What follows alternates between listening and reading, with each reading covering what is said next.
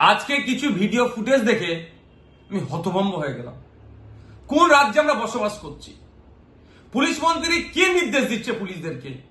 যেভাবে হবু টিচারদের সাথে আজকে পুলিশ আচরণ করলো, এটা কোনোভাবেই মেনে নেওয়া যায় না।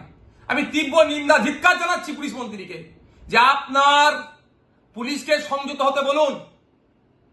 মানুষ এখনো পুলিশের পক্ষে যে সম্মান দিচ্ছে, হয়তো আগামী দিনে নাও দিতে পারে। আমরা চাই না পুলিশ কোনোভাবে অসম্মানিত হোক, কিন্তু যেভাবে আজকে 2022-এর টেট পাস পরীক্ষার্থীদের যারা ইন্টারভিউয়ের জন্য যারা আজকে পরিষদ ভবনের দিকে এগিয়ে যাচ্ছিলেন দাবি নিয়ে, যে ইন্টারভিউ করতে হবে, দ্রুত ইন্টারভিউ এবং মেধার ভিত্তিতে নিয়োগ করতে হবে, তাদের উপরে যেভাবে ঝাঁপিয়ে পড়লো, এটা মেনে নেওয়া যায় না। 2017-এর পরে 2022, 5 বছরের বেকারত্বের জ্বালা, তারপরে পরীক্ষা দেওয়ার সুযোগ পেয়েছে টেট। 2023, 24, 25 শেষ হতে চলেছে, এখনো পর্যন্ত ছেলেগুলোকে, হবু শিক্ষক শিক্ষিকাগুলোকে ইন্টারভিউর জন্য ডাকা হলো না। আমি বিধানসভায় 2024 সালে আমি শিক্ষামন্ত্রীকে মেনশন করলাম যে অবিলম্বে ইন্টারভিউ ডেকে মেধার ভিত্তিতে নিয়োগ করা হোক। একদিকে শিক্ষকের অভাবে স্কুলগুলো বন্ধ হতে চলেছে, অপরদিকে মেধাযুক্ত যারা আছে টেট 2022-এ যারা পাস করে আছে, তাদেরকে ইন্টারভিউ পর্যন্ত ডাকা হচ্ছে না। তাদের ডিমান্ড কি ছিল?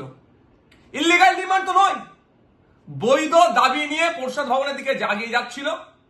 সেখানে যেভাবে আক্রমণ হলো, তাদের উপরে পুলিশকে দিয়ে মেনে নেওয়া যায় না। আসলে শিক্ষা দপ্তরের ব্যাপারটা নয়, রাজ্যের অর্থনৈতিক ভান্ডার শূন্য হয়েছে, খেলা মেলা করে হাজার হাজার কোটি টাকা উচ্ছন্নে দিয়েছে। এই শিক্ষকগুলোদের বেতন দেওয়ার কোনো জায়গা নাই, সেই অর্থনৈতিক পরিকাঠামো দুর্বল, এই জন্য এগুলোকে আটকে রেখেছে। এটা মেনে নেওয়া যায় না। আজকে যেভাবে পুলিশকে লেলিয়ে দিয়ে টেট 2022 পরীক্ষার্থীর উত্তীর্ণ পরীক্ষার্থীদের উপরে যে হামলা চালিয়েছে, এর জবাব বাংলার মানুষ দেবে, ওই শিক্ষিত পরিবারগুলো দেবে। বিভিন্ন রাজনৈতিক দলের কাছে অনুরোধ করব, রাজনীতি করার অনেক সময় আছে, এখন ঐক্যবদ্ধ হতে হবে। শিক্ষা ব্যবস্থার ধ্বংস করে দিচ্ছে, একটা প্রজন্ম শেষ হয়ে যাচ্ছে। মানুষের শিক্ষামুখী হবে না, উচ্চশিক্ষায় শিক্ষিত হবে না।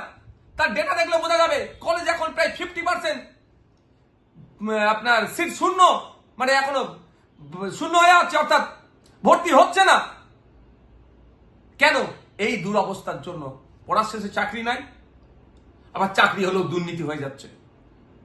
তো আমি অনুরোধ করবো সকলকে এগিয়ে আসুন, এই 2022 টেট উত্তীর্ণ ছাত্রছাত্রীদেরকে দ্রুততার সাথে ইন্টারভিউ ডেকে মেধার ভিত্তিতে নিয়োগ হোক, এই দাবি তুলুন।